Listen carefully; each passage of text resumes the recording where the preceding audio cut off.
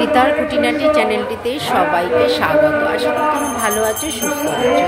তোমাদের কাছে একটা ছোট ব্লগ দিয়েছিলাম।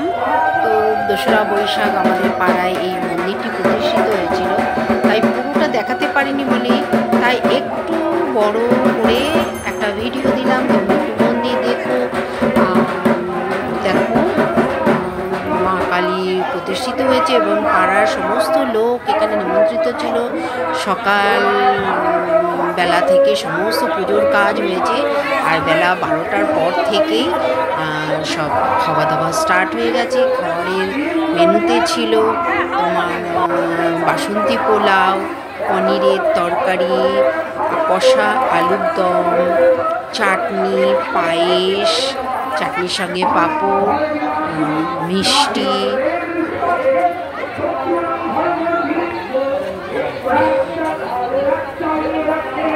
পরিবেশনে খুব সুব্যবস্থা ছিল। আমরা সপরিবারে ওখানে গিয়েছিলাম।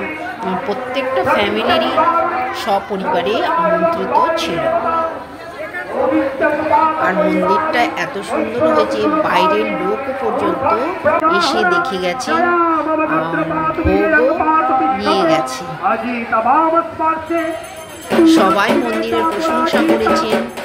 আর প্রতিমার তো তুলনাই নেই, এত সুন্দর। মার মুখের দিকে যেন সবসময় তাকিয়ে থাকতে ইচ্ছে করছে, এতটাই সুন্দর মূর্তি হয়েছে। খুব সুন্দর করে সাজানো হয়েছিল মন্দির আর মাকে, খুব সুন্দর।